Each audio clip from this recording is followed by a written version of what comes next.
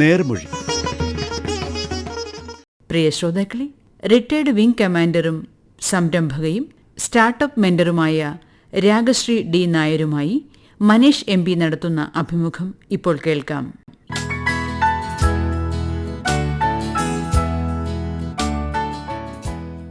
നമസ്കാരം പ്രിയ ശ്രോതാക്കളെ, നേർമൊഴിയുടെ ഈ പുതിയ അധ്യായത്തിലേക്ക് ഏവർക്കും സ്വാഗതം. വളരെ വൈവിധ്യമാർന്ന മേഖലകളിൽ പ്രവർത്തിച്ചുകൊണ്ടിരിക്കുന്ന ഒരാളാണ് ഇന്നത്തെ അതിഥി. പരിചയപ്പെടുത്തുമ്പോൾ നമുക്ക് റിട്ടയർഡ് വിംഗ് കമാൻഡർ പരിചയപ്പെടുത്താം, പക്ഷേ സംരംഭകയാണ്, സ്റ്റാർട്ടപ്പ് മേഖലയുമായി ബന്ധപ്പെട്ട കാര്യങ്ങളിൽ മെൻറ്ററാണ്, അങ്ങനെ ഒരുപാട് കാര്യങ്ങളിൽ ബന്ധപ്പെട്ട് നിൽക്കുന്നത്. ഇതിൻ്റെ ഇടയിൽ റൈറ്റപ്സ്, മെൻറ്റർഷിപ്പ്, പിന്നെ ഒരുപാട് സെമിനാഴ്സ്, അങ്ങനെ ഒരുപാട് കാര്യങ്ങൾ ഇൻവോൾവ് ചെയ്ത് നിൽക്കുന്ന ഒരാളാണ് ഇന്നത്തെ അതിഥി, wing commander Ragashree D Nair. സ്വാഗതം മാഡം. വളരെ സന്തോഷം ഇങ്ങനെ ഒരു ഓപ്പർച്യൂണിറ്റി എനിക്ക് കിട്ടിയതിൽ. Thank you so much. 15 വർഷത്തിലധികമായിട്ടുള്ള ഫോഴ്സിലെ ഒരു ജേണി എവിടെ നിന്നാണ് മാം തുടങ്ങുന്നത്? എൻ്റെ ഇൻസ്പിറേഷൻ കിരൺ ബേദി. ഞാൻ വളർന്നത് നോർത്തിലെ ബീഹാർ സ്റ്റേറ്റിലായിരുന്നു. അവിടെ ബൊക്കാറോ സ്റ്റീൽ സിറ്റിയിലാണ് എൻ്റെ അച്ഛൻ വർക്ക് ചെയ്തുകൊണ്ടിരുന്നത്. അവിടെ കിരൺ ബേദിയുടെ ഒരു ഇവൻറ്റ് ഞാൻ അറ്റൻഡ് ചെയ്യാൻ സാധ്യതയുണ്ടായിരുന്നു. ആ സമയത്ത് എനിക്കൊരു യൂണിഫോമിനോടുള്ള ഒരു മോട്ടിവേഷൻ അങ്ങനെയാണ് വന്നത്. പക്ഷേ എയർഫോഴ്സിലെ ഗേൾസിന് അന്ന് എടുത്തു തുടങ്ങിയിട്ടുണ്ടായിരുന്നില്ല. പക്ഷേ എൻ്റെ ബ്രദറാണ് ആദ്യം എയർഫോഴ്സിലേക്ക് ജോയിൻ ചെയ്തത്. ചേട്ടൻ ജോയിൻ ചെയ്തതിന് ശേഷം ആ ഒരു ഫീൽഡ് വിമൻ ആരും എടുക്കാത്ത ഒരു ഫീൽഡിലോട്ട് കയറണം. കാരണം നമ്മളെല്ലാം ആരെങ്കിലും കോപ്പി ചെയ്യുന്നതിനേയും കാട്ടിലും നമ്മളുടെ ഒരു യൂണീക്ക് ഐഡൻറ്റിറ്റി ഉണ്ടാക്കണം എന്ന് ഉദ്ദേശിച്ചിട്ട് സ്ത്രീകളെ എടുത്ത ആ വർഷം, ഓരോ വർഷം 2 കോഴ്സാണ് അവരെടുക്കുന്നത്, ജൂൺ ബാച്ചും ഡിസംബർ ബാച്ചും. അപ്പം 92 അവർ തുടങ്ങി. ഞാൻ 93 ബാച്ചിൽ ഡിസംബർ എൻട്രൻ്റാണ്. കോഴ്സ് വൈസ് പറയുമ്പോൾ 4th SSC എന്ന് പറയുന്നത് ഷോർട്ട് സർവീസ് കമ്മീഷനായിട്ട് ഉള്ള ഒരു ബാച്ചായിട്ട് ആണ് ഞാൻ ജോയിൻ ചെയ്യുന്നത്. അതുവരെ എന്താണ് ആണുങ്ങളുടെ മാത്രമായിരുന്നൊരു മേഖലയിൽ സ്ത്രീകൾ ചെല്ലുമ്പോൾ, വളരെ ആംബിഷ്യസ് ആയിട്ട് ഉള്ള ഒരാൾ ചെല്ലുമ്പോൾ എങ്ങനെയായിരുന്നു യൂണിഫോമിനുള്ള താല്പര്യത്തിനപ്പുറത്ത്? ഏതൊരു ഫീൽഡായിരുന്നാലും, അത് എയർഫോഴ്സ് ആയിരുന്നാലും, ഇൻഫാക്റ്റ് ഒരു കോർപ്പറേറ്റ് ലൈനിലായിരുന്നാലും, നമ്മൾക്കൊരു മിഷനോട് കൂടി നമ്മൾ കയറുവാണെങ്കിൽ അതിൻ്റെ ഒബ്ജക്റ്റീവ്സ് വളരെ ക്ലിയർ ആയിരിക്കും നമുക്ക്. അതുപോലെ എയർഫോഴ്സിൽ ആദ്യം കയറുമ്പോൾ ഈ ഒരു ഓറിയൻറ്റേഷൻ എനിക്ക് ഉണ്ടായിരുന്നു, ദാറ്റ് ഇവിടെ സ്ത്രീകൾ കുറവാണ്. അപ്പം നമ്മൾ എന്താ ചെയ്യുന്ന അതൊരു പാത്ത് ബ്രേക്കിംഗ് ഐഡൻറ്റിറ്റി ക്രിയേറ്റ് ചെയ്യുക. അപ്പം നമ്മൾക്ക് ആ ഒരു പ്രഷർ ഉണ്ടായിരുന്നു, ദാറ്റ് നമ്മൾ ചെയ്യുന്നതിൽ ഒന്നിലും ഒരു ഡൈല്യൂഷൻ വരാൻ പാടില്ല. നമ്മൾ കഴിഞ്ഞിട്ടുള്ള തലമുറയ്ക്ക് നമ്മളൊരു മാതൃകയായിട്ട് മാറണം. എന്നാലേ ഇതൊരു കണ്ടിന്യൂസ് പ്രോസസ് ആയിരിക്കും. കാരണം ഇതൊരു എക്സ്പെരിമെൻ്റ് ആയിട്ടാണ് അവർ ആദ്യം തുടങ്ങിയത്. അപ്പം നമുക്ക് ഒരു space to make any failure was not there. അതുകൊണ്ട് ആ പ്രഷർ ഉണ്ടായിരുന്നു. സെക്കൻഡ്, ഏതൊരു ആൺകുട്ടിയെയും കാട്ടിലും ഞാൻ ബെറ്റർ ആണെന്ന് പ്രൂവ് ചെയ്യേണ്ട ഒരു പ്രഷറുണ്ട്. വേറൊന്നെന്ന് വെച്ചാൽ, ഒരു സ്ത്രീ ഇങ്ങനത്തെ ഒരു ഓർഗനൈസേഷനിൽ ജോയിൻ ചെയ്യുമ്പോൾ നമ്പർ ഓഫ് ഗേൾസ് വളരെ കുറവായതുകൊണ്ട് അവരുടെ അപ്രോച്ചും ഈതർ ടു ലീനിയൻ്റ് ആയിരിക്കും, അല്ലെങ്കിൽ ടു സ്ട്രിക്റ്റ് ആയിരിക്കും. ബാലൻസ്ഡ് ആയിട്ട് വരുന്ന അപ്രോച്ചസ് കമ്പാരിറ്റീവ്ലി കുറവായിരുന്നു. അപ്പോൾ അതെല്ലാം നമുക്ക് ഹാൻഡിൽ ചെയ്യേണ്ടി വന്നിട്ടുണ്ട്. എവിടെ ലൈൻസ് ഡ്രോ ചെയ്യണം, എവിടെ നമ്മൾ അതിനെ ഇഗ്നോർ ചെയ്യണം എന്നുള്ളതൊക്കെ നമ്മൾ പഠിക്കും. എല്ലാവരും കുട്ടിയായിരിക്കുമ്പോഴേ ഉള്ളൊരു വലിയ മോഹമാണല്ലോ പറക്കുക എന്ന് പറയുന്നത്. അപ്പോൾ ഫസ്റ്റ് ഫ്ലൈറ്റ് എങ്ങനെയാണ് മാഡം ഓർമ്മിക്കുന്നത്? എയർഫോഴ്സ് അക്കാഡമിയിൽ വെച്ചിട്ടായിരുന്നു നമ്മളെ ട്രെയിനിങ്. അതുവരെ ഞാൻ പ്ലെയിനിൽ യാത്ര ചെയ്തിട്ടുണ്ടായിരുന്നില്ല. അപ്പോൾ ആ ഒരു ജോയ് റൈഡ് എനിക്ക് കിട്ടിയ HPT 32 എന്നും പറഞ്ഞിട്ടുള്ള ഒരു ട്രെയിനർ എയർക്രാഫ്റ്റിലാണ്. അതിലോട്ട് നമ്മൾ കയറുമ്പോൾ നമ്മൾ തന്നെ ഒരു പക്ഷിയാണെന്നുള്ള ഒരു ഫീലിംഗ് നമുക്ക് വരും. സോ ഒബ്വിയസ്ലി നമ്മളുടെ ആംബിഷനോടുകൂടി പറക്കുന്നത് പോലെ ഒരു ഫീലിംഗ് ആണ് വരുന്നത്. പക്ഷേ മേളിൽ നിന്ന് നമ്മൾ താഴേക്ക് നോക്കുമ്പോൾ നമ്മളൊക്കെ എന്തൊരു limited spec in the world ആണെന്നുള്ള ഒരു റിയലൈസേഷനും കൂടെ വരും. അവിടെ നിന്ന് ഒരുപാട് ഉത്തരവാദിത്തമുള്ള കാര്യങ്ങളിലേക്കൊക്കെ മാഡം വന്നിട്ടുണ്ട്. അപ്പോൾ ഒരു വിംഗ് കമാൻഡർ എന്നുള്ള നിലയിൽ അത്തരത്തിലുള്ള പ്രവർത്തനങ്ങളിലൊക്കെ ഏർപ്പെടുമ്പോൾ, അല്ലെങ്കിൽ അങ്ങനെ ഒരു ലീഡർഷിപ്പിലോട്ട് വരുമ്പോൾ അത് എങ്ങനെയായിരുന്നു എടുക്കുന്നത്?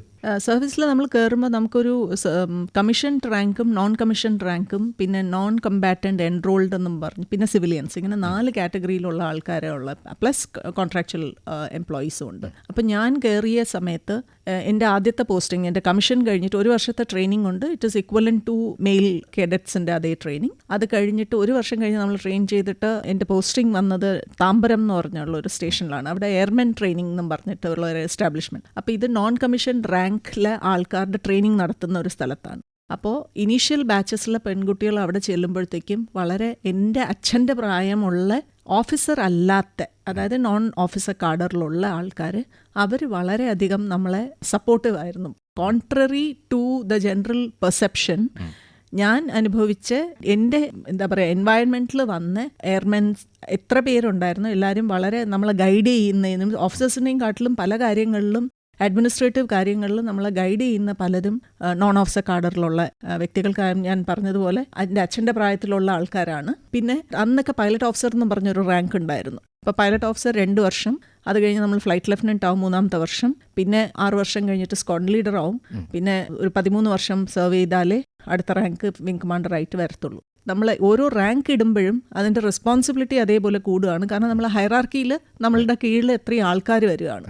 അപ്പോൾ discipline, security, finances, in fact accounting ഒക്കെ അവിടെ നമ്മളുടെ കയ്യിൽ വരുന്ന എമൗണ്ടും നമ്മൾ ഡീൽ ചെയ്യുന്ന എമൗണ്ടിൻ്റെയും വോള്യൂം എത്രയാണ്. അപ്പോൾ അതിൻ്റെയൊക്കെ ഒരു ഇൻറ്റഗ്രിറ്റി എന്നും പറഞ്ഞിട്ട് ഒരു ആസ്പെക്റ്റിന് എത്ര ഇമ്പോർട്ടൻസ് ഉണ്ട് ഇങ്ങനെ ഒരു ഓർഗനൈസേഷൻ എന്നുള്ളത് അത് വളരെ വളരെ വ്യക്തമായിട്ട് നമ്മൾ പഠിക്കുന്ന ഒരു ഓർഗനൈസേഷനാണ് എയർഫോഴ്സ് എന്ന് പറയുന്നത്. ഞാൻ സ്പെസിഫിക് ആയിട്ട് ചോദിക്കാൻ ഉദ്ദേശിച്ചത് ഈ റെഡ് ആരോ അതിനെ കുറിച്ചിട്ടാണ്.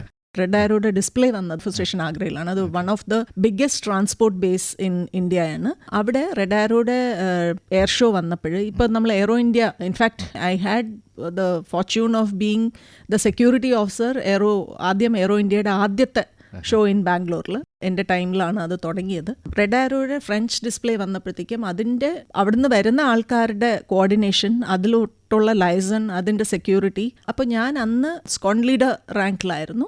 അപ്പോൾ എനിക്ക് മേളിൽ ഒരു ഗ്രൂപ്പ് ക്യാപ്റ്റൻ GL ഹിരേമഠ് എന്നും പറഞ്ഞിട്ട്, ഗുരുദേവ് ലിംഗയ്യ ഹിരേമഠ്, അദ്ദേഹം എയർ കമോഡറായിട്ടാണ് റിട്ടയർ ആയത്. സിവിലിയൻസിനെയും കൂടെ നമ്മൾ പുറത്തുള്ള ആൾക്കാരെയും കൂടെ കാണിക്കാൻ വേണ്ടിയിട്ടുള്ള ഒരു എയർഫോഴ്സിൻ്റെ ഒരു പബ്ലിസിറ്റിയാണ്, സെക്യൂരിറ്റിയാണ് നമ്മൾ ഇതിലെല്ലാം മേജറായിട്ട് വരുന്നത്. പ്ലസ് ഈ പുറത്തുനിന്നൊരു രാജ്യത്തിനൊരു ഒരു ഡിസ്പ്ലേ ടീം വരുമ്പോഴത്തേക്കും ആ ഡിസ്പ്ലേ ടീമിനോടുള്ള നമ്മളെ ഇൻട്രാക്ഷൻ, അവർക്ക് വീണ്ടും വരാനുള്ള ഒരു താല്പര്യം വരിക, നമ്മളുടെ ടീമിനെ അങ്ങോട്ട് ക്ഷണിക്കണം, അതിന് വേണ്ടിയിട്ടുള്ള ഒരു സ്കോപ്പ് ഉണ്ടാക്കുക, ഇതൊക്കെയായിരുന്നു നമ്മളുടെ അജണ്ട. അപ്പോൾ ആ അജണ്ടയോടുകൂടി അതിൻ്റെ ഫോക്കസോടുകൂടി നമ്മൾ നീങ്ങും. അപ്പോൾ ഏതൊരു എന്താ പറയുക, ഒരു യുദ്ധമായാലും ഒരു നമുക്ക് ചെയ്യേണ്ട ഒരു പണിയായിരുന്നാലും ഇൻ എയർഫോഴ്സ് അതിലൊരു ഫോക്കസും ഒരു മിഷനും ഉണ്ടാവും എല്ലാത്തിലും. ഒരു ഫോക്കസ് ഉണ്ടെങ്കിൽ ഇപ്പോൾ എനിക്ക് ഇവിടുന്ന് വഴുതക്കാട് വരെ പോകണം, അല്ലെങ്കിൽ ഇവിടുന്ന് എനിക്ക് പാളയം വരെ പോകണം എന്ന് പറയുമ്പോൾ അതെൻ്റെ ഫോക്കസാണ്.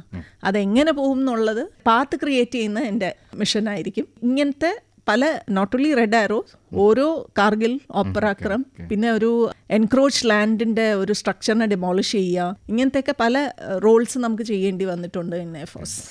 ഇവിടെ നിന്ന് വളരെ വ്യത്യസ്തമായി 15 വർഷത്തിന് ശേഷം യൂണിഫോം മാറി വരുമ്പോൾ ബിസിനസ്സിലായിട്ട് ഓണ്ടർപ്രണർഷിപ്പിലോട്ടാണ് മാഡം വരുന്നത്. പൊതുവേ ആൾക്കാർ മിലിറ്ററി ബാക്ക്ഗ്രൗണ്ട് വരുമ്പോൾ വളരെ സ്ട്രിക്റ്റ് ആയിട്ടുള്ള അച്ചടക്കമുള്ള ഒരു സ്ഥലത്ത് നിന്ന് കുറച്ച് ഫ്ലെക്സിബിലിറ്റി ഉണ്ട് എന്ന് പൊതുവേ വിചാരിക്കുന്ന, അല്ലെങ്കിൽ ഔട്ട് ഓഫ് ദ ബോക്സ് ചിന്തിക്കണം എന്ന് വിചാരിക്കുന്ന ഒരു സ്ഥലത്തേക്ക് എങ്ങനെയാണ് ഓണ്ടർപ്രണർഷിപ്പിനെ കുറിച്ച് ചിന്തിക്കുന്നത്?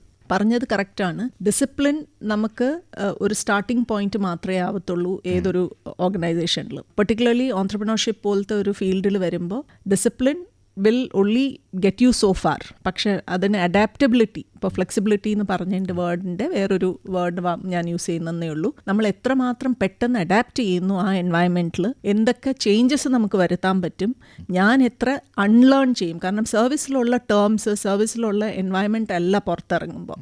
ഹൈറാർക്കി ഇല്ല, പ്ലെയിൻ ആണ്. അങ്ങനെ വരുമ്പോഴത്തേക്കും നമ്മൾ ഏത് എക്സ്പെക്റ്റേഷനിലോടുകൂടി നമ്മൾ പുറത്തിറങ്ങുന്നു, ആ എക്സ്പെക്റ്റേഷൻ നമുക്ക് കിട്ടണം എന്നില്ല. പക്ഷെ അവിടുത്തെ ഒരു എൻവയൺമെൻറ്റുമായിട്ട് എത്ര പെട്ടെന്ന് നമ്മൾ അഡാപ്റ്റ് ചെയ്യുന്നു, അതായിരിക്കും എൻ്റെ ഗ്രോത്ത് ഡിഫൈൻ ചെയ്യുന്നത്. ആ ഒരു റിയലൈസേഷൻ, ആ ഒരു അറിവ്, ആ ഒരു വിസ്ഡം എനിക്ക് എത്ര പെട്ടെന്ന് വരുന്നു, എനിക്കല്ല, എന്നെപ്പോലെ എത്രയൊക്കെ ആൾക്കാർ ഈ ഫീൽഡിൽ വന്നിട്ടുണ്ടോ അതെനിക്ക് പകർന്നു തന്നത് ഒരു ഗ്രൂപ്പ് ക്യാപ്റ്റൻ ഗണേഷ് എന്നും പറഞ്ഞിട്ട്, അദ്ദേഹം ഇന്ന് ജീവിച്ചിരിപ്പില്ല, അക്കൗണ്ട്സ് ബ്രാഞ്ചിലെ ഒരു ഓഫീസറായിരുന്നു. ഞാൻ സർവീസ് ഏകദേശം ഇടാറായ സമയത്ത് അദ്ദേഹം അന്ന് ഓഫർ തന്നതാണ് റിലയൻസിൽ അന്ന് ജോയിൻ ചെയ്യേണ്ടത്. അദ്ദേഹം അൺഫോർച്ചുനേറ്റ്ലി ഹി പാസ്ഡ് അവേ. പക്ഷേ അദ്ദേഹമാണ് എന്നോട് പറഞ്ഞ സർവീസിലെ ഒറ്റ ജാർഗൻ യൂസ് ചെയ്യരുത്, ജസ്റ്റ് ഫൈൻഡ് ഔട്ട് അതിന് സിനോണിംസ് എന്തുവാണ്. പിന്നെ സർവീസിൻ്റെ എൻവയൺമെൻറ്റ് അല്ല, this is A new life. ഇപ്പോൾ നമ്മൾ ഒരു കല്യാണം കഴിഞ്ഞിട്ട് അവനവൻ്റെ വീട്ടിൽ നിന്ന് വേറൊരു വീട്ടിൽ പോകുമ്പോൾ എങ്ങനെ അഡാപ്റ്റ് ചെയ്യുന്നത്, അതുപോലെ അഡാപ്റ്റ് ചെയ്യുന്ന. പിന്നെ പെണ്ണുങ്ങൾക്ക് I think they adapt faster. കാരണം അവർക്ക് പല റോൾസ് അവരുടെ ജീവിതത്തിൽ വരും, അമ്മയായിട്ടും ഭാര്യയായിട്ടും ഒക്കെ. അപ്പോൾ അഡാപ്റ്റബിലിറ്റി എത്ര പെട്ടെന്ന് വരുന്നു ആ ഒരു. And why I chose is because സർവീസിൽ അന്ന് 15 years കഴിഞ്ഞിട്ട് പെർമനൻറ്റ് കമ്മീഷൻ എന്നൊരു ഓപ്ഷൻ ഇല്ലായിരുന്നു. അപ്പോൾ എന്തായിരുന്നാലും എനിക്ക് വിടേണ്ടതായിരുന്നു. അപ്പോൾ ആ വിടുമ്പോൾ ഏത് ഓപ്ഷൻ ഉണ്ട്. അപ്പോൾ ആദ്യം ഡെഫിനറ്റ്ലി ഞാൻ ഓൺട്രപ്രണർഷിപ്പിലല്ല പോയത്. ഞാനൊരു ഇൻഡോ അമേരിക്കൻ ചേംബർ ഓഫ് കോമേഴ്സിൽ അവർ റെസിഡൻറ്റ് ഡയറക്ടറായിട്ടാണ് കയറിയത്. അവിടെ ഒരു ഇൻഡോ US SME ഫോറത്തിൻ്റെ ലീഡ് ചെയ്യേണ്ട ഒരു ഓപ്ഷൻ വന്നു എനിക്ക്, US ഡെലിഗേഷൻ ഇവിടെ വന്നപ്പോൾ. അന്ന് എനിക്ക് മനസ്സിലായ ബിസിനസ് എന്ന് പറയുന്നതും ഈ ട്രേഡ് ഡെലിഗേഷൻ ഹാൻഡിൽ ചെയ്യുമ്പോൾ നമ്മൾക്ക് ഇന്ത്യയിലെ business is another mission to make this country big. അപ്പോൾ എന്നാൽ ഒരു ചെറിയ തോതിൽ എങ്ങനെ കോൺട്രിബ്യൂട്ട് ചെയ്യാൻ പറ്റും, ആ ഒരു ഓറിയൻറ്റേഷന് കൂടിയാണ് ഈ ഫീൽഡിലേക്ക് ഞാൻ സ്റ്റെപ്പ് ഇൻ ചെയ്തത്. മെഡിക്കൽ മേഖലയാണ് ഒരെണ്ണം, പിന്നെ ഒരെണ്ണം ഒരു പക്ഷേ ലോക്കൽ ടു ഗ്ലോബൽ എന്നൊക്കെ പറയാവുന്ന പോലെ നട്മെഗ് കാർഡ്. ഈ രണ്ടിനെ കുറിച്ചൊന്ന് പറയാമോ? മെഡിക്കേഡ് എന്നുള്ള ഒരു സംരംഭം ആക്ച്വലി എനിക്കൊരു പാർട്ട്ണറും കൂടെ ഉണ്ട്. അദ്ദേഹം ബാംഗ്ലൂർ ബേസ്ഡാണ്, US എഡ്യൂക്കേറ്റഡ് ഡോക്ടറാണ്. പക്ഷേ അദ്ദേഹം ഇന്ത്യയിൽ വന്നിട്ട് ഇന്ത്യയിലെ ഹെൽത്ത് കെയർ സിസ്റ്റത്തിനെ സപ്പോർട്ട് ചെയ്യണം. ഇൻഫാക്ട് സിറ്റീസിലല്ല, മെട്രോസിലല്ല, 2 ടയർ 3 ടയർ സിറ്റീസിൽ എങ്ങനെ നമുക്കിതിനെ ഡെവലപ്പ് ചെയ്യാം, ആ ഒരു ഓറിയൻറ്റേഷൻ. ഇത് ഗ്ലോബൽ ഓൺട്രപ്രണർഷിപ്പ് സമ്മിറ്റ് എല്ലാ വർഷവും നടക്കാറുണ്ട്. അങ്ങനത്തെ ഒരു സമ്മിറ്റിൽ ഞാൻ മീറ്റ് ചെയ്ത വ്യക്തിയാണ്. അപ്പം അദ്ദേഹം ഇത് ഒരു കോൺവെർസേഷനിൽ ഇത് എന്നോട് പറഞ്ഞപ്പോൾ അതുമായിട്ട് ഞാൻ സിങ്ക് ചെയ്തു. അത് കഴിഞ്ഞ് അദ്ദേഹം ഒരു പാർട്ട്ണറായിട്ട് ഇങ്ങനൊരു ഫേമിന് വേണ്ടിയിട്ട് അദ്ദേഹം ഒരു പാർട്ട്ണറിനെ തിരക്കുന്നുണ്ട്. ആരെങ്കിലും കുറച്ച് എസ്റ്റാബ്ലിഷ്ഡ് ആയിട്ട് സ്ട്രാറ്റജിക് മാനേജ്മെൻ്റ് ഒക്കെ ചെയ്ത ഒരു ഫീൽഡ് ചെയ്ത ആൾക്കാരുണ്ടെങ്കിൽ, അങ്ങനെ കോൺവെർസേഷൻ വന്നതിലാണ് ഞാൻ ഈ ഒരു മെഡിക്കേഡ് ഈഥോസ് പ്രൈവറ്റ് ലിമിറ്റഡിലേക്ക് സ്റ്റെപ്പ് ഇൻ ചെയ്യുന്നത്. ഈ ഒരു ഓർഗനൈസേഷൻ ആക്ച്വലി ഹെൽത്ത് കെയർ എന്ന് പറഞ്ഞാൽ ഇത് ഹോസ്പിറ്റലല്ല, ഇത് വർക്കിംഗ് ക്യാപിറ്റൽ. അതായത് ഏതൊരു ഹോസ്പിറ്റലിലും അതിനെ റൺ ചെയ്യാൻ അതിൻ്റെ വർക്കിംഗ് ക്യാപിറ്റലിലാണ് പ്രശ്നം വരുന്നത്. കാരണം ഇപ്പോൾ ഒരു ഇൻഷുറൻസ് ഉള്ളതായാലും ഒരു ക്യാഷ്ലെസ് പേഷ്യൻറ്റ് വന്നിരുന്നാലും അവർക്ക് നമ്മൾ ട്രീറ്റ്മെൻറ്റ് കൊടുക്കുന്നത് ഇമീഡിയറ്റ് ആയിരിക്കും. പക്ഷേ ഈ മണി റിയലൈസ് ചെയ്ത് ഹോസ്പിറ്റലിലേക്ക് വരാൻ റഫ്ലി അറൗണ്ട് 60 to 90 ഡേയ്സ് എടുക്കും. പക്ഷേ ഇപ്പോൾ പേഷ്യൻറ്റ് എ വന്നിട്ട് ആ 90 ഡേയ്സിനകത്ത് പിന്നെയും ABCD കുറേ അതർ പേഷ്യൻസ് വരുന്നു. അപ്പോൾ കൺസ്യൂമബിൾസ് ആയാലും ബാക്കി ട്രീറ്റ്മെൻറ്റ് പ്രൊസീജിയേഴ്സ് ആയിരുന്നാൽ അത് നടന്നു പോകണം. അപ്പോൾ അവരുടെ വർക്കിംഗ് ക്യാപിറ്റലിൽ വരുന്ന ഗ്യാപ്പ് ഫില്ല് ചെയ്യാൻ എങ്ങനെ ഇൻവെസ്റ്റ്മെൻറ്റ് കൊണ്ടുവരാൻ പറ്റും. അപ്പോൾ അതിനൊരു ബിഗ് ഗ്യാപ്പ് കൺട്രിയിലുണ്ട്. അപ്പോൾ ആ ഒരു മാർക്കറ്റാണ് ഞാൻ ടാർഗറ്റ് ചെയ്തത്. ഒന്ന്. Second, equipments. മിക്ക ഹോസ്പിറ്റൽസിലും പഴയ എക്യുപ്മെൻറ്റ്സ് ആണ് ഇരിക്കുന്നത്. ഞാൻ മെട്രോസ് അല്ല പറയുന്നത്, ഞാൻ 2 ടയർ 3 ടയർ ചെറിയ ചെറിയ ക്ലിനിക്സ് അങ്ങനത്തെ. ആ ഹോസ്പിറ്റലിൽ അവർക്ക് ക്യാപിറ്റൽ ഇൻറ്റൻസീവ് ആണ്, വളരെയധികം പൈസ വേണം വലിയ വലിയ എക്യുപ്മെൻറ്റ്സ് വാങ്ങാൻ. അപ്പോൾ പലരും ചെയ്യുന്ന എന്താണെന്ന് വെച്ചാൽ ഈ വലിയ ഹോസ്പിറ്റലിൽ നിന്ന് ഡിസ്കാർഡ് ചെയ്യുന്ന പഴയ എക്യുപ്മെൻറ്റ്സ് ഇവർ വാങ്ങും. അപ്പോൾ അവിടെ എനിക്ക് മനസ്സിലായി, വാങ്ങുന്നതിന് പകരം ഇതിനൊരു ലീസിങ് മോഡൽ എന്നുള്ളൊരു ആസ്പെക്റ്റ് കൊണ്ടുവന്നാൽ ഇതെങ്ങനെ നടക്കും. അത് നമ്മൾ എക്സ്പെരിമെൻ്റ് ആയിട്ട് 2-3 ഹോസ്പിറ്റൽസ് ചെയ്ത് നോക്കി. പിന്നെ അതിലെന്തെങ്കിലും ഒരു മാറ്റം, അതിലെന്തെങ്കിലും ഒരു പുതിയ എന്താ പറയുക ടെക്നോളജി ഡെവലപ്മെൻറ്റ് അപ്ഗ്രേഡേഷൻ വരുമ്പോൾ അതിനെ റീഫർബിഷ് ചെയ്യാനുള്ള ഓപ്ഷൻസും ഉണ്ടോ. അങ്ങനെ നോക്കിയപ്പോൾ ഉള്ള മേജർ കമ്പനീസിനോടൊക്കെ ടൈപ്പ് ചെയ്തിട്ട് that is my second thing that I do. Third, ഇൻഷുറൻസിൽ ഞാൻ നോക്കിയത്, ഇൻഷുറൻസിനും ഇതേ ഇഷ്യൂ ഉണ്ട്. ഇപ്പം ഞാൻ ഹോസ്പിറ്റലിൽ വർക്കിംഗ് ക്യാപിറ്റലിൻ്റെ കാര്യം പറഞ്ഞതുപോലെ ഇൻഷുറൻസ് കമ്പനി അവർക്കൊരു ഇൻഷുറൻസ് പേഷ്യൻറ്റ് ഒരു ഹോസ്പിറ്റലിൽ പോയിട്ട് അതിൻ്റെ ഒത്തൻറ്റിസിറ്റി നോക്കി ആ ഇൻഷുറൻസ് പേയ്മെൻറ്റ് ബാഡ് ഡെറ്റ് ആയിട്ട് പോകുന്ന, പല റോങ് ക്ലെയിംസ് ആയിട്ട് പോകുന്ന പല ഇൻഷുറൻസ് കമ്പനീസുണ്ട്. അത് കാരണം ശരിക്കുമുള്ള പേഷ്യൻസിന് ആ മണി കിട്ടാതെയും പോയിട്ടുണ്ട്. അതിന് ഏതെങ്കിലും രീതിയിൽ നമുക്ക് പാച്ച് ചെയ്ത് കൊണ്ടുപോകാൻ പറ്റുമോ എന്നുള്ളതും, ഇൻഷുറൻസും ക്യാഷ്ലെസ് ട്രീറ്റ്മെൻറ്റും ഹോസ്പിറ്റലിലെ വർക്കിംഗ് ക്യാപിറ്റലും എക്യുപ്മെൻറ്റ് ലീസിങ്ങും, ഈ 4-5 ഇതിലായിരുന്നു ഞാൻ ആദ്യമായിട്ട് തുടങ്ങി. അത് കഴിഞ്ഞ് ഇപ്പോൾ ഒരു ഡയബറ്റിസ് പേഷ്യൻറ്റിന് ജീവിതകാലം മൊത്തം മെഡിസിൻ കഴിക്കണം എന്നുള്ളൊരു സിസ്റ്റം ഞാൻ ഇന്ത്യയിൽ വളരെ അധികം കാണുന്നു. പക്ഷേ പല ആർട്ടിക്കിൾസ് ഞാൻ വായിച്ചതിൽ ഞാൻ മനസ്സിലാക്കിയത് ഒരു വേർഡ് കോൾസ് P4 എന്ന് പറയുന്നത് എന്താണെന്ന് വെച്ചാൽ എൻ്റെ preventive, personal, participatory and one more word is there, I am missing that. Basically ഒരു ഡയബറ്റിസ് വന്ന ആളിന് ഒന്നുകിൽ പാൻക്രിയാസ് വർക്ക് ചെയ്യുന്നത് കുറവായിരിക്കും, അല്ലെങ്കിൽ ഇൻസുലിൻ പ്രൊഡക്ഷൻ കൂടുതലായിരിക്കും. അത് അഡ്രസ്സോ റിഡ്രസ്സോ ചെയ്യണം. ഒരാൾ പരാതി പറയുമ്പം അതിനെ നമ്മൾക്ക് എങ്ങനെയാണ് അഡ്രസ്സ് ചെയ്യുന്നത്, അല്ലെങ്കിൽ അതിനെങ്ങനെയാണ് പരിഹാരം ഉണ്ടാക്കുന്നത്, അതുപോലെ ആയിരിക്കണം നമ്മൾ ശരീരത്തിനെ നോക്കേണ്ടത്. അപ്പം അങ്ങനത്തെ എന്തൊക്കെ ചേഞ്ചസ് നമുക്ക് ലൈഫ് സ്റ്റൈൽ വഴിയും വെൽനസ് പ്രോഗ്രാംസ് വഴിയും കൊണ്ടുവരാൻ പറ്റും, ആ ഒരു സെഗ്മെൻറ്റും കൂടെ ഇതിലോട്ട് ആഡ് ചെയ്തു. ഇങ്ങനെ ആഡ് ചെയ്തുകൊണ്ടിരുന്നപ്പോഴാണ് എനിക്ക് മനസ്സിലായി ചെറിയ ചെറിയ സ്റ്റാർട്ടപ്സ് ഈ ഫീൽഡിൽ വർക്ക് ചെയ്യുന്നുണ്ട്. അങ്ങനെ ഞാൻ സ്റ്റാർട്ടപ്പിലേക്ക് വന്നു. സ്റ്റാർട്ടപ്പിൽ വന്നപ്പോൾ ആ ജേർണിയിൽ ഞാൻ മനസ്സിലാക്കി ഈ സ്റ്റാർട്ടപ്സ് പലർക്കും ഐഡിയ ഉണ്ട്, പക്ഷെ അതെങ്ങനെ കൺവേർട്ട് ചെയ്യണം എന്നറിയില്ല. അപ്പോൾ ആ കൺവേർട്ട് ചെയ്യുന്നതിന് എന്ത് ചെയ്യാൻ പറ്റും. പക്ഷെ ചിലരും കൺവേർട്ട് ചെയ്യാനുള്ള നമ്മൾ രീതി പറഞ്ഞു കൊടുത്തിരുന്നാലും അത് കഴിഞ്ഞ് അവർ അതിനെ കണ്ടിന്യൂ ചെയ്യാണ്ട് വരും. അപ്പോൾ അതിന് വേണ്ടിയിട്ട് ഇൻക്യുബേഷൻ, ആക്സിലറേറ്റർ പ്രോഗ്രാം, ഇങ്ങനത്തെ പലതും അവർക്ക് കണക്ട് ചെയ്ത് കൊടുക്കുക, ഒരു സ്റ്റാർട്ടപ്പ് കമ്മ്യൂണിറ്റിയുടെ ഒരു കോൺഗ്ലോമറേറ്റ് ഉണ്ടാക്കി കൊടുക്കുക, അതിൻ്റെ ഒരു കൊഹോട്ട്, അതിൻ്റെ ഒരു ഗ്രൂപ്പ്സ് വെച്ചിട്ട് അവർക്ക് തമ്മി ലേണിംഗ് എക്സ്ചേഞ്ച് പ്രോഗ്രാംസ് ചെയ്യുക. പിന്നെ അതിന് വേണ്ടിയിട്ടൊരു കർണാടകയിൽ ഇൻസിഡൻ്റലി പ്രസാർ ഭാരതി വഴി നമ്മളൊരു ഈ ഷാർക്ക് ടാങ്ക് ഇക്വലൻറ്റ് ഒരു പ്രോഗ്രാം നടത്തിയിട്ടുണ്ട്. അതിൽ സ്റ്റാർട്ടപ്സിന്, local startups, not the hi fi startups, ഒരു പെർട്ടിക്കുലർ എമൗണ്ട്, ചെറിയ എമൗണ്ടിൽ വരുന്ന സ്റ്റാർട്ടപ്സ് ഒരു 300 സ്റ്റാർട്ടപ്സിനെ നമ്മൾ ഇൻവൈറ്റ് ചെയ്ത് അതിൻ്റെ ഇവാലുവേഷൻ നടത്തി. അതിനൊരു പ്രൊമോഷൻ. അപ്പോഴത്തേക്കും കോവിഡ് വന്നു. പക്ഷേ at least we could initiate that process. അത് കാരണം ഇപ്പോൾ പലയിടത്തും അതിനെ റിപ്ലിക്കേറ്റ് ചെയ്യുന്നുണ്ട്. സോ മെഡിക്കേഡിൻ്റെ റോൾ ബ്രോഡ്ലി ഞാനിപ്പോൾ പറഞ്ഞത് സ്റ്റാർട്ടപ്പിലും ഇതിലും എങ്ങനെ വന്നു അങ്ങനെയാണ്. നട്ട്മേക്ക് ആക്ച്വലി എൻ്റെ ബ്രദർ ഇൻ ലോയ്ക്ക് ഒരു കാഷ്യൂ ബിസിനസ് ഉണ്ട്, കൊല്ലത്താണ്. അപ്പോൾ അദ്ദേഹം ഈ കാഷ്യൂ ബിസിനസ്സിൽ വന്ന് കാഷ്യൂ ബിസിനസ് കുറച്ച് ഡ്വിൻഡിൽ ചെയ്യാൻ തുടങ്ങിയപ്പോൾ he realise that he need to diversify. അങ്ങനെ വിചാരിച്ചപ്പോൾ ഹീ റിയലൈസ് ദാറ്റ് ഇന്ന് പല കൺട്രീസിലും ഈ കാഷ്യൂ എക്സ്പോർട്ട് ചെയ്യുന്ന പല കൺട്രീസിലും കണക്ഷൻസ് ഉണ്ട്. അപ്പോൾ ആ കൺട്രീസിൽ നിന്ന് എന്തെങ്കിലും ഒരു യുണീക്ക് ഐറ്റം നമുക്ക് ഇങ്ങോട്ടും കൊണ്ടുവരാം ഉള്ള ഓപ്ഷനുണ്ട്. അതിനെ ബ്രിഡ്ജ് ചെയ്യാൻ വേണ്ടിയിട്ടാണ് ഇങ്ങനൊരു സംരംഭം തുടങ്ങാം എന്ന് കരുതിയത്. അത് ഇൻഫാക്റ്റ് ഇപ്പോൾ ഇമ്പോർട്ട് എക്സ്പോർട്ടായിട്ട് അത് നടക്കുന്നുണ്ട്. ഇതിൻ്റെ കൂടെയൊക്കെ തന്നെയാണ് ഒപ്പം കൊണ്ടുപോകുന്നൊരു കാര്യമാണ് ട്രിവാൻഡ്രം മാനേജ്മെൻറ്റ് അസോസിയേഷൻ്റെ ഭാരവാഹിത്വത്തിൽ ഉള്ള ആളാണ്. അപ്പോൾ ട്രിവാൻഡ്രം മാനേജ്മെൻറ്റ് അസോസിയേഷൻ വളരെ ആക്റ്റീവായിട്ട് വർക്ക് ചെയ്തുകൊണ്ട് ഇരിക്കുന്നു. അതിനെക്കുറിച്ചൊക്കെ ഒന്ന് പറയാൻ വേണം. ട്രിവാൻഡ്രം മാനേജ്മെൻറ്റ് അസോസിയേഷനിൽ എന്നെ ആക്ച്വലി ഇനിഷ്യേറ്റ് ചെയ്തത് സംബടി ഒരു IPCON എന്ന് പറഞ്ഞ് ഇന്ത്യൻ പ്രൊഫഷണൽ കോൺഫറൻസ് ആണെന്ന് തോന്നുന്നു. നന്ദകുമാർ കർത്ത എന്നും പറഞ്ഞിട്ട് ഒരു വ്യക്തിയാണ് എന്നെ ഇത് IPCONിൽ ആദ്യം കൊണ്ടുവന്നത്. IPCON വഴിയാണ് ഞാൻ TMAയിലേക്ക്, ഒരു TMA എന്ന് പറഞ്ഞൊരു ഓർഗനൈസേഷൻ ഉണ്ടെന്നറിയുന്നത്. അവിടെ ഞാൻ വന്ന സമയത്ത് അന്ന് ഇത്രയും ഫ്ലുവൻ്റായിട്ട് എനിക്ക് ഈ ലാംഗ്വേജ് ഹാൻഡിൽ ചെയ്യാൻ പറ്റത്തില്ലായിരുന്നു. അപ്പോൾ ഇനീഷ്യലി ഞാൻ അത് എന്താണെന്ന് അറിയാൻ വേണ്ടി ഞാൻ പല അവരുടെ ആക്ടിവിറ്റീസിലും ഞാൻ മോണിറ്റർ ചെയ്തിട്ടുണ്ടായിരുന്നു. അങ്ങനെ ഇരിക്കെ ആ ഓർഗനൈസേഷനിൽ ഒരു പ്രസിഡൻ്റായിട്ട് എലക്ട് ആയി ഹരികേഷ് എന്നും പറഞ്ഞിട്ടൊരു വ്യക്തി എന്നോട് അതിൽ സ്റ്റുഡൻറ്റ് ചാപ്റ്ററിനെ ഒന്ന് ആക്റ്റീവായിട്ട് ഹാൻഡിൽ ചെയ്യാൻ പറ്റൂ, can you take over as student chapter. അപ്പോൾ അങ്ങനെ അവരുടെ കമ്മിറ്റിയിൽ ആദ്യമായിട്ട് ഞാൻ 2019 സ്റ്റുഡൻറ്റ് ചാപ്റ്റർ ചെയർപേഴ്സണായിട്ട് കയറുന്നു. ആ വർഷം നമ്മൾ 12 സ്റ്റുഡൻറ്റ് ചാപ്റ്റേഴ്സ് TMAയുടെ കീഴിൽ കൊണ്ടുവന്നു. അപ്പോൾ സ്റ്റുഡൻറ്റ് ചാപ്റ്റേഴ്സ് എന്ന് വെച്ചാൽ ഇതെല്ലാം B സ്കൂൾസാണ്, ബിസിനസ് സ്കൂൾസാണ്. അപ്പോൾ അവർക്ക് ട്രിവാൻഡ്രം മാനേജ്മെൻറ്റ് അസോസിയേഷനിൽ ഇവിടുത്തെ എത്രമാത്രം ബിസിനസ് ഡീൽ ചെയ്യുന്ന ആൾക്കാരുമായിട്ടുള്ള ഒരു ഇൻട്രാക്ഷന് വേണ്ടിയിട്ടുള്ള ഒരു എക്സ്പോഷർ കൊടുക്കുക, എന്തെങ്കിലും അവരുടേതായ ഉള്ള കഴിവ്, അതായത് വെദർ ദേ ക്യാൻ, അവർക്ക് ടോപ്പിക്സ് കൊടുത്തിട്ട് അവരുടെ അടുത്ത് പേപ്പർ പ്രസൻറ്റേഷൻ ചെയ്യുക. അതിൻ്റെ ഒരു ആനുവൽ കൺവെൻഷൻ ഉണ്ട്, ട്രിമ എന്നും പറഞ്ഞിട്ട്, അന്ന് അവർക്ക് അതിൻ്റെ അവാർഡ് കൊടുക്കുക. ഇങ്ങനത്തെ കുറേ കാര്യങ്ങളാണ് സ്റ്റുഡൻറ്റ് ചാപ്റ്റർ ചെയ്തത്. അതിൻ്റെ അടുത്ത വർഷം എനിക്ക് MDP, മാനേജ്മെൻറ്റ് ഡെവലപ്മെൻറ്റ് പ്രോഗ്രാം എന്നും പറഞ്ഞിട്ട് ആ റോളിൽ വന്നു. ഇതെല്ലാം കഴിഞ്ഞിട്ട് ഞാൻ ഇടയ്ക്ക് ഒരു വർഷം ബ്രേക്ക് എടുത്തു. ബിക്കോസ് ഐ റിയലൈസ് ദാറ്റ് ഏതൊരു കാര്യം നമ്മൾ ചെയ്തിരുന്നാലും അതിൻ്റെ ഒരു കണ്ടിന്യൂറ്റിയിൽ നമ്മൾ പോയാൽ ആ ഒരു ഓർഗനൈസേഷൻ സ്റ്റാഗ്നൻ്റ് ആവും. അപ്പോൾ വേറൊരു ആൾ അത് വന്ന് ഹാൻഡിൽ ചെയ്യുന്നതിൽ എനിക്കും അത് വെച്ച് പഠിക്കാം. അതിൻ്റെ next year I was again call back to take over as to come as secretary. അങ്ങനെ ഞാൻ എൻ്റെ സെക്രട്ടറി ആയിട്ട് ജോയിൻ ചെയ്യുക. അപ്പോൾ പത്മകുമാർ ലൈഫ് സയൻസ് പാർക്കിൻ്റെ സ്പെഷ്യൽ ഓഫീസറും KMTCയുടെ ചെയർപേഴ്സണുമാണ്. അദ്ദേഹം പ്രസിഡൻ്റ് ആയിരുന്നു, ഞാൻ സെക്രട്ടറി ആയിരുന്നു. വളരെ ക്ലിയർ തിങ്കിങ്, വളരെ ക്ലാരിറ്റി ഉള്ള ഒരു വ്യക്തിയാണ്.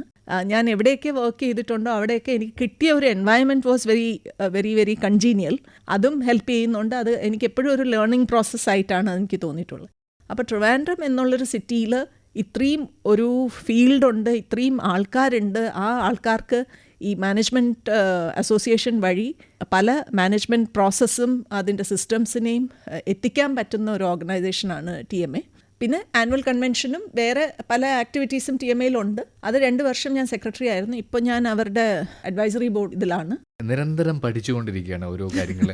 അതിൻ്റെ കൂടെ തന്നെ ക്ലാസ് എടുക്കാനും പോകുന്നുണ്ട്. IIT, അത് ചെറിയ സ്ഥലത്തല്ല, IIT പോലുള്ള സ്ഥലങ്ങളിൽ ക്ലാസ് എടുക്കുന്നത്. എങ്ങനെയാണ് ഈ പുതിയൊരു തലമുറയെ കാണുന്നത്, പ്രത്യേകിച്ച് ബിസിനസ് സ്റ്റാർട്ടപ്പ് ആ ഒരു മേഖലയിലൊക്കെ വരാൻ ഉദ്ദേശിക്കുന്ന ആൾക്കാർ? കുട്ടികൾ എൻ്റെയൊക്കെ ജനറേഷനെയും കാട്ടിലും വളരെയധികം അവർക്ക് ഒരു പ്ലത്തോറ ഓഫ് നോളജ് ഉള്ള ഒരു വേൾഡിലാണ് ഈ കുട്ടികളൊക്കെ ജനിച്ചിരിക്കുന്നത്. ഞാനൊരു ബുക്ക് എടുത്തിട്ട് അത് ഫുൾ വായിച്ചാലേ എനിക്ക് അതിൻ്റെ ഒരു കണ്ടന്റ് മനസ്സിലാവുള്ളൂ.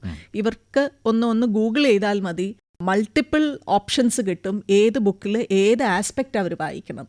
അപ്പോൾ ഇവർക്ക് അങ്ങനെ ഒരു അഡ്വാൻറ്റേജ് ഉള്ളത് കൊണ്ട് ഈ കുട്ടികൾ contrary to what the media says, ഞാൻ പലയിടത്തും വായിച്ചിട്ടുണ്ട് ഇന്നത്തെ കുട്ടികൾ ഡിജിറ്റൽ വേൾഡിൽ ജീവിക്കുന്നുണ്ട്, അവർക്ക് ഇൻ്റലിജൻസ് കുറവാണെന്ന് പറയുന്ന പല ആർട്ടിക്കിളും ഞാൻ വായിച്ചിട്ടുണ്ട്. But I don't agree to that.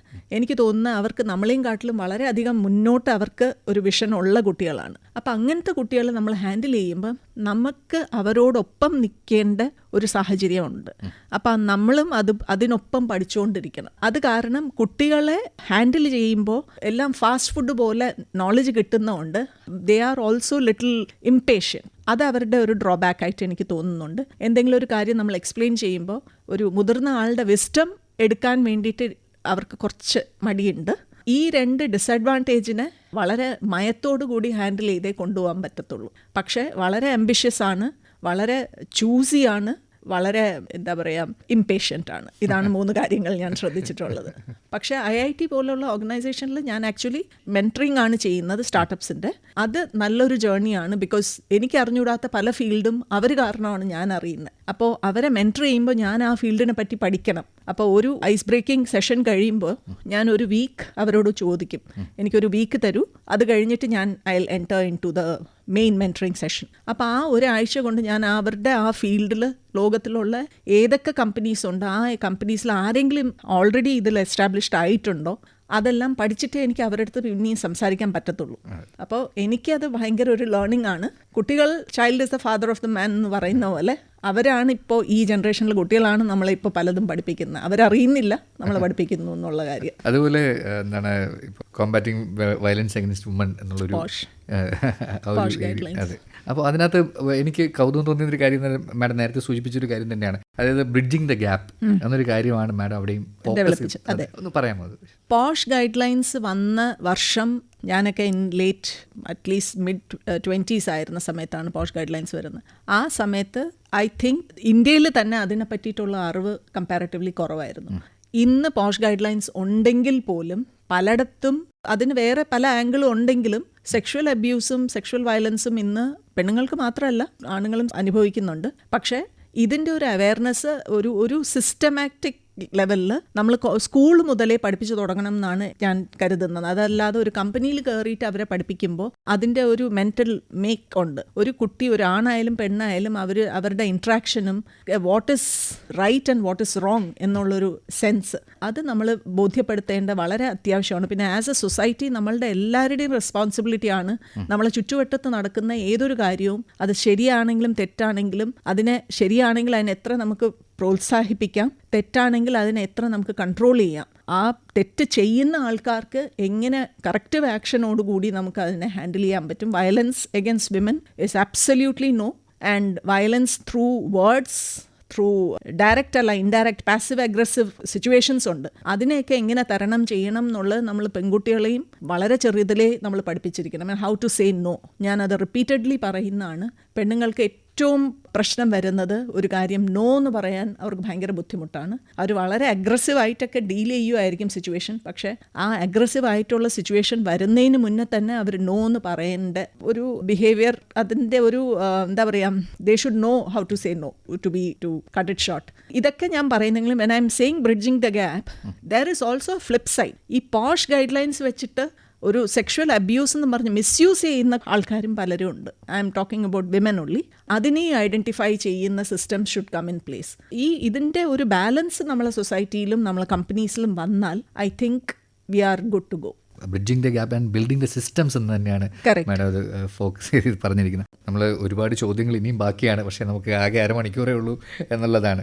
എനിക്ക് വളരെ കൗതുകം തോന്നിയ ഒരു വാചകത്തിൽ ഇത് അവസാനിപ്പിക്കാൻ തോന്നുന്നു. അത് മാഡത്തിൻ്റെ നിന്ന് തന്നെ കിട്ടിയതാണ്. Do all the good by all the means, in all the ways, in all the places, at all the times, to all the people, as long as we can. Thank you so much. It was lovely talking to you. And ഇങ്ങനെ എനിക്കൊരു opportunity തന്നതിന് വളരെ വളരെ സന്തോഷം. Retired wing കമാൻഡറും സംരംഭകയും startup മെന്ററുമായ Ragashree D നായരുമായി മനീഷ് MP നടത്തിയ അഭിമുഖമാണ് നിങ്ങൾ കേട്ടത്. നേർമൊഴി സമാപിക്കുന്നു.